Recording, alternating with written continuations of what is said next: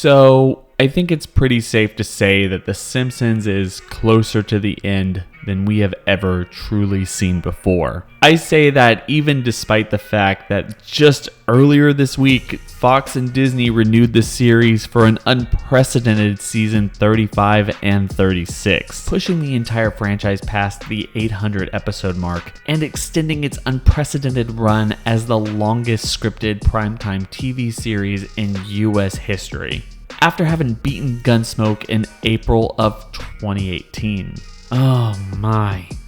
Do y'all remember 2018?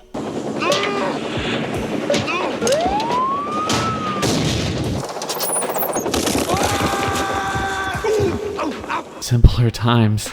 This news came off the back of recent reports that indicated that the long-running sitcom was by far the most popular show on Disney Plus across the entire world.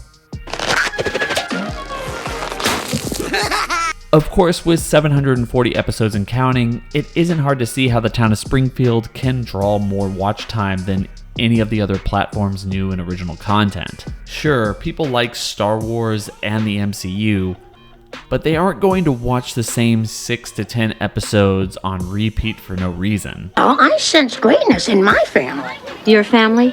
With all that being said, I have to once again reiterate, this series just can't last forever. And yet, I, probably like a lot of you listening, have never lived in a world without The Simpsons. So the question remains, if, and probably more accurately, when the series ends, how should it happen? What's the story that would help encompass not only what The Simpsons is as a TV show, but also what story could possibly embrace what the series has become to mean in millions of people? Well, I have an idea. But before we get to that, it's time to listen to today's sponsor. Hey, do you know that most men lose all their hair as well as their virility by the age of 35? That's why you need the massive multiplayer free-to-play online video game that's guaranteed to shave your balls as well as to make you a lord in Ireland, all for the low price of... Wait, what are you doing? It's a sponsorship. We don't even have a sponsorship for this video. It doesn't matter if it's real. Hi. Are you annoyed with the overproliferation of in-video YouTube advertisements from YouTubers both big and small? Talking useless products that you're not entirely sure that they use themselves? Is there a part of you, however small, that thinks to yourself, wait, why am I sitting through this nonsense? Only to quickly fast forward to the rest of the video.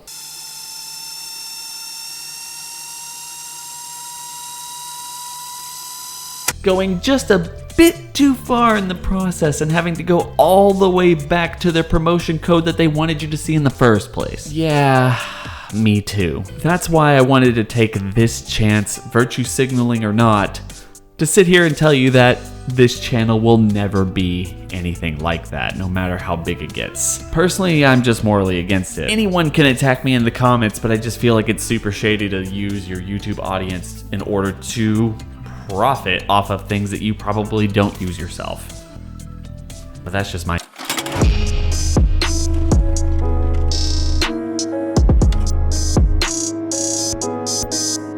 Now, before I pitch my idea, I have to make it clear that I really appreciate one of the fleeting ideas from the current showrunner, Al Jean, who jokingly suggested that the final episode should end with the family having to get ready for the Christmas pageant where the pilot episode began. Essentially, the idea would be to make the entire series just a circular narrative, where by the time that you've finished watching hundreds upon hundreds of episodes, you find yourself exactly at the point where you began.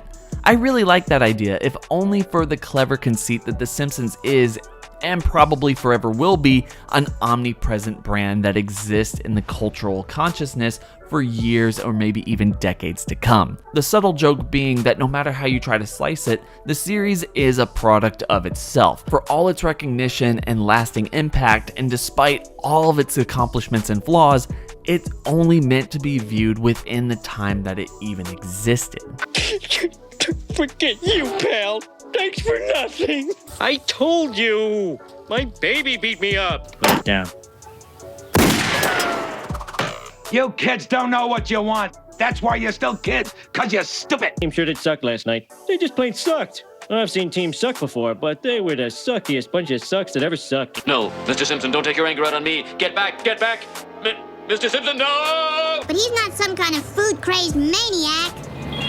Please note, homemaker is not allowed as it is not real work. That's why you don't get paid for it. Okay, maybe that isn't what Al Jean meant, but that's just the way I look at it. Still, I think there's a better way to end the series, and that's to make a feature-length episode of the opening sequence within the show. Basically, instead of starting with the series introduction, I suggest you just jump right into the episode with the beginning of the day for The Simpsons. Marge, Homer, Lisa, Bart, and Maggie getting up and starting their respective days as we, the audience, follow the various events that lead to the recreation of the classic beats of the opening, ultimately culminating in the family sitting together to watch an episode of television. For me, this is an episode that would comprise the mundane sequences that are just a bit harder than usual. Homer makes mistakes at work and gets in trouble, while Bart gets detention and is forced to stay after school to write whatever appropriately fitting finite message on the chalkboard. In the meantime, we have to see Marge take care of everyday housework and constantly having to try to deal with the adventurous Maggie and Grandpa Simpson, all of which could come to a head at the grocery store, where you can show that she doesn't have enough money to buy what's in her cart before everybody realizes that Maggie is in her cart and she was rung up on $847.63, which, if you don't know, is the original price for Maggie from the first couple seasons, because that was the estimated price per month to raise a child in America. So, just a little trivia for you right there. And how times have changed. Oh my God. Dental plan! Lisa needs braces. Finally, you could focus on Lisa being kicked out of her elementary school band for one reason or another. Really, for me, the entire episode would boil down to a series of unfortunate events for every single person in the Simpsons family. So much so that by the time they all arrive at home, every single member of the family is physically exhausted. Without a word, each of them makes their way to the living room couch, where they sit down and begin to watch the TV as a family. From there, you hear a few things resonating from the television as Homer flips through the channels, all of which is there to help ensure not only the family but the audience that everything is going to be okay. Something like a new after-school jazz program is opening up for gifted children.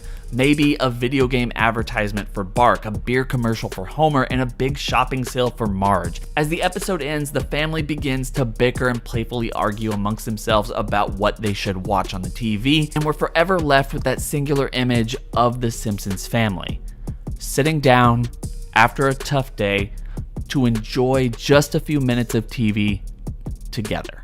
For me, I really think this ending would go a long way in reflecting this series as a whole. Not just by trying to stay true to these characters that have been around for literally decades now, but the cultural impact of the entire show. Here, the meaning to me is that no matter how hard life gets or how tough things seem, you always have your family and television to help you relax and find yourself at the end of a long day. Look, I don't know if any of this would come across to the audience watching at home, and I'm certainly not the type of person who is paid to write this stuff. Certainly the people who are paid to know how this show works have much better ideas than I do on this one. But I think it's a great way to compactly summarize the true impact of the series as a whole, and for me, it's just the ending that I would really like. But that's just my take.